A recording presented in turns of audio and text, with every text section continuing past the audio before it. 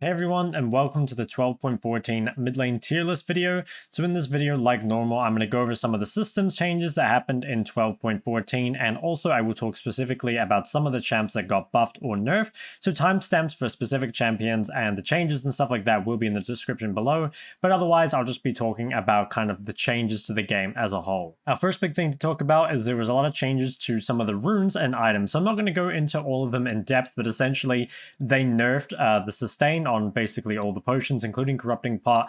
They've nerfed a lot of the laning runes, so stuff like Second Wind, Bone Plating, essentially stuff that would help you survive bad matchups. And they've also buffed Scorch, which is a pretty big deal for some champs. Lethality, what's this called? Sudden Impact gone up a bit as well, so helps in getting a lot of kills. Now this is actually a big one as well. Time Warp Tonic movement speed from 4% to 2% actually makes quite a big difference in a lot of skill shot matchups. So basically kind of the overall TLDR of what they wanted with this was they wanted these bad matchups to be a bit more punishing, because right now, if you take the right rune setup, it's very easy to neutralize pretty much every matchup. So in terms of what champs this like really benefits, there's champions that bully the lane and also proc Scorch quite a lot. So I'd say like Victor, Azir, Ori, Syndra are really like big benefactors. There's also some that I'm not too sure about, like a champion like Xerath, right? Has a strong laning phase, also uses Scorch quite well, but also Xerath can't capitalize a huge amount on poking people out of lane. And then there's also some that are kind of like, you know, champions like Lucian don't go Scorch currently because they go the PTA build, but it's possible they go back to the Airy Scorch build. But basically these changes, the main benefits are for champions that bully the lane, typically longer range mages, and also ones that have spells on reasonably low cooldowns so that they can proc Scorch more often. There are also champs that are more neutral about the change, or rather they benefit from the changes in good matchups and they kind of are a bit worse off from the changes in bad matchups. So if you take a champion like LeBlanc or Zoe, for example, in their good matchups, they will like this a lot. It means that people will sustain a bit less, they will be easier to all in, and also these champs can actually use Scorch pretty well. LeBlanc's only got like a 6-second on her Q, and Zoe also like can just use Airy and her empowered autos to proc Scorch and Scorch and Airy or whatever she's running quite often. So champions like LeBlanc and Zoe will be able to like bully quite a lot in their good matchups. However, in their bad matchups, where they're outranged, where say LeBlanc can't proc Q on cooldown, or where they do need the kind of like Corrupting Pot sustain in order to survive, definitely those matchups become a bit more difficult. So it's kind of interesting. I think they become more powerful counter picks, but they become a bit more difficult to blind pick just because of some of the meta matchups. But overall, I'd say they actually kind of, yeah, I'd say it's like sort of neutral, probably in terms of win rate, but it's probably slightly better, just because if you do pick these champions in the right situations, they'll be really good. Some other champions I think are kind of neutral about it. A champion like Vex, for similar reasons. Vex can't really take Scorch, at least like she doesn't use it that well, but I think people having less sustain means that there's some melee matchups where she'll be really happy about that. You know, particularly against champions like Yone, for example, that are running Second Wind and stuff like that. It'll be a bit easier for her to kind of chunk them down and kill them. Speaking of champions like Yone and Yasuo, I think now in these like notes here, they didn't actually nerf Dorn's Shield, and while they did nerf Second Wind and they did nerf health potions, I think Dorn's Shield and TP still provides a huge amount of sustain. So if you're playing a champion like Yone or Yasuo, I think that you probably find your very difficult matchups become a bit more difficult, but there's a lot of these matchups, like just difficult matchups that you kind of out-sustain anyway. And you're not really coming close to dying, but I could definitely see like their absolute worst matchups becoming worse. So those are kind of examples of a large amount of champions where the change is sort of just neutral, or again, to be more accurate, in their good matchups, they're probably better, and in their bad matchups, they're probably a little worse. Now, the main category of champs that these changes are actually bad for are the ones that have a very weak laning phase and kind of rely on all this early game sustain in order to get them into either kind of like a post-6 laning phase or even into like an early mid-game phase. So examples of champions like this, a champion like Veigar is extremely weak in the early game, relies on like Corrupting Pot, sometimes Second Wind or Bone Plating in order to help.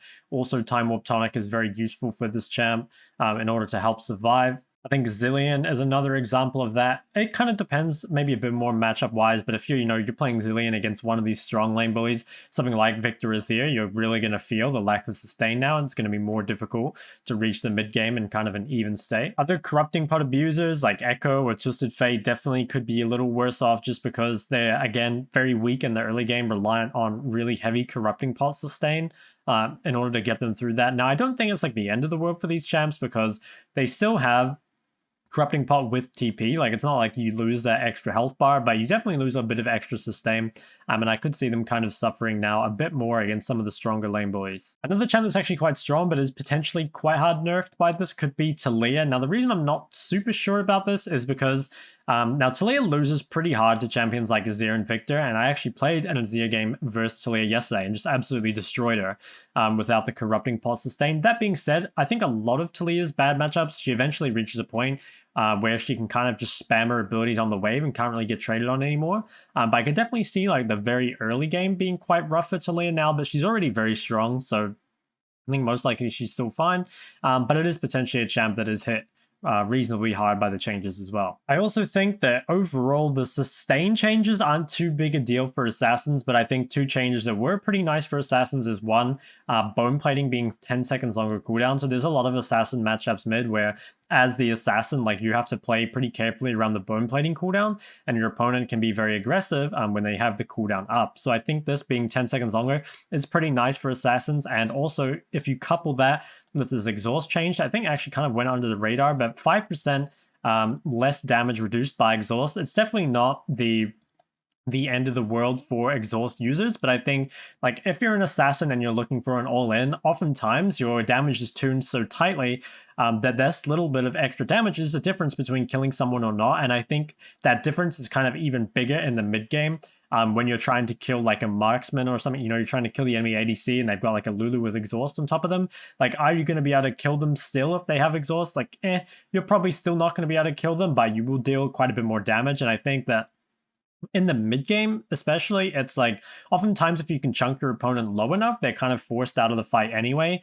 So I do think assassins kind of as a class get slightly better from the patch, like with the bone plating change and the exhaust change. I still think assassins are sort of on the weaker side, but I think these kind of changes are starting to kind of put them back maybe towards being a little bit stronger. All right, now on to specific champions. So the first one is actually Qiyana. Now Qiyana has a really, really high win rate in high elo, and I'd say she should actually be probably like A+ right now, or maybe even S tier. But the reason I haven't put her up there is it's actually because of a bug. So if you guys look up the Qiyana first strike buff, it's basically that if she does her QW Q combo quick enough, which is not particularly difficult, you can proc first strike. I believe it was twice, and then Riot tried to fix it, and sometimes you could proc it even 3 times, I think it was. So Riot actually gave up on fixing the buff, and I believe Qiyana is getting nerfed next patch, which maybe I'll talk about a bit more at the end of the video. But yeah, so basically, like, the first strike bug is making Qiyana very, very strong. It's making her deal more damage and also gain increased gold.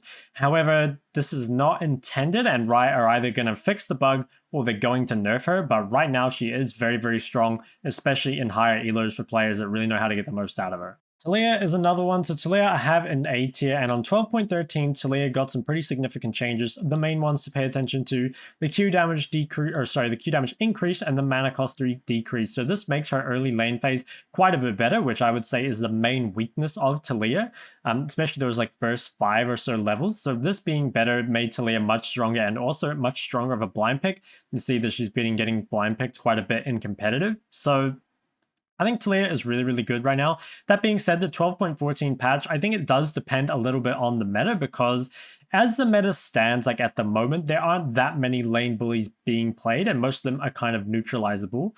That being said, if, for example, we move to a much heavier kind of like Scorch meta, and you see kind of these champions like Azir, Victor, Ori played like every game, you could definitely see Taliyah dropping a little bit. But I think just like as a champion, she is very strong at the moment. But I would be kind of paying attention to this one, because she could definitely fall down if the meta swings to like longer range mages, as opposed to right now there's quite a lot of mid-range mages. Also on 12.13 was a Vex buff. So I have Vex pretty high in the A+ tier. I think Vex is very, very strong.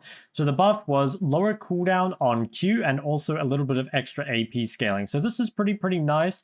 The lower cooldown obviously is really good, because this is a spell that you're going to use pretty much on cooldown during fights. Not so much in the laning phase, but during fights, this is going to give you quite a lot of extra value. And also, obviously, the increased damage later in the game is pretty nice. So I'm a big fan of Vex at the moment. I think that after the durability patch, Vex was a little weak because she was kind of struggling to kill people.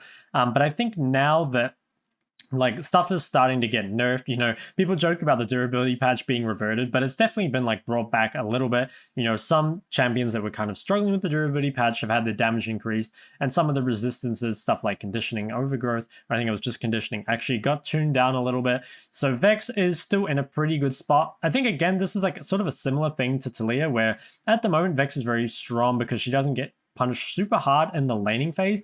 She's definitely a very good counter pick, but if the meta becomes very much like okay, so Vex is pretty good against like these two S tier champs here, right? So that makes Vex quite good because Vex is good against Ahri and Sylas. But if we see more and more that the competitive meta bleeds into solo queue and stuff like Victor, Azir, Ori kind of become really, really strong in solo queue as well, then I could probably see Vex going down a bit. But similar to Taliyah, she's a very strong champion at the moment and worth playing for sure. So moving over to 12.14, LeBlanc received some changes. So basically it was W base damage at later ranks increased, also increased base mana and mana growth. So this is pretty nice for LeBlanc, and I also think, as I was saying before, that the sustain nerfs as well as the Scorch change are pretty good for LeBlanc in her good matchups, but could potentially be bad for her in her bad matchups. So basically what that means is, you know, in those matchups where you're in shorter range champs, you can spam your Q on them. You could probably run a page like Electrocute primary with Mana Flow Scorch secondary, and you could just spam your Q on cooldown.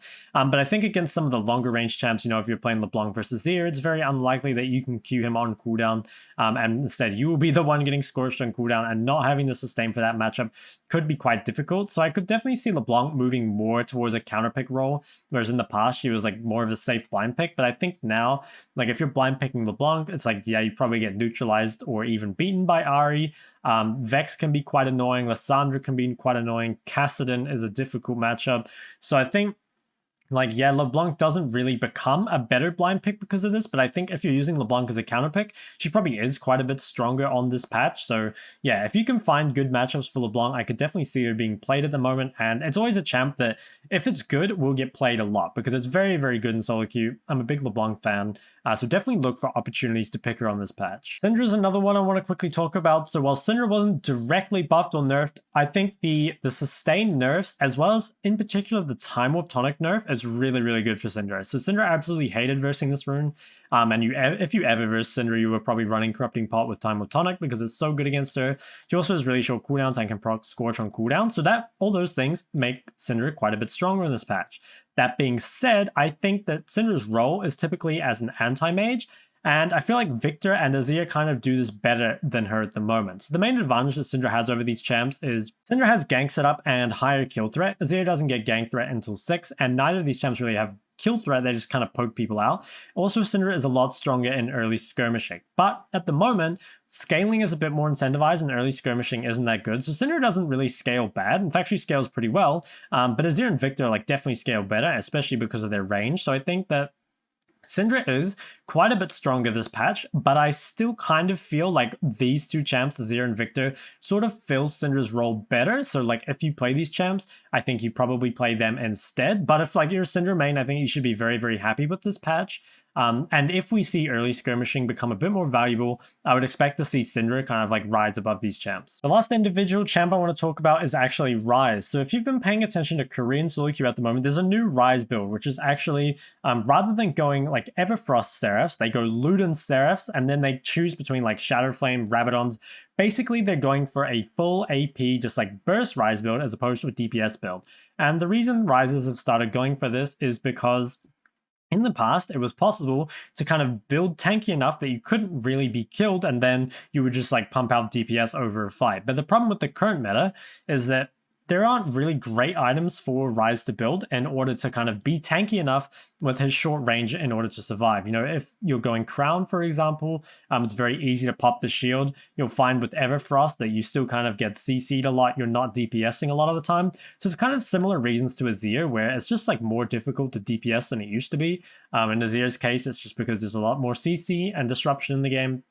in Ryze's case, just like the items and his short range have kind of led to this. So right now, everyone's going with the Luden Seraph's build, and it's really, really strong. You basically just need to do burst of damage. You get extra movement speed from your Ludens, which means you don't need to go Phase Rush. You can instead go Spellbook, which gives you a little bit of extra tankiness and options like kind of with Ghost and stuff like that. So this is definitely something worth looking to. I recommend looking up Chovy's account on Korea.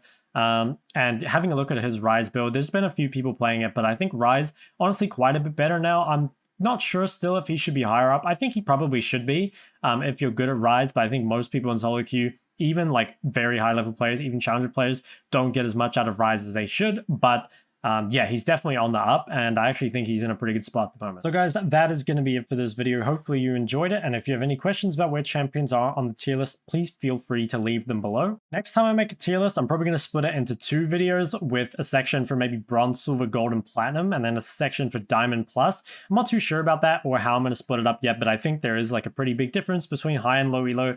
So that's something I'd kind of want to make into 2 videos, but let me know if that would be kind of interesting for you and to have explanations for that thing, or if you would just prefer one overall tier list. Just kind of interested in gathering your thoughts on that. But if you did like the video, go ahead and like and subscribe. Check out my socials below, and I'll see you guys next time.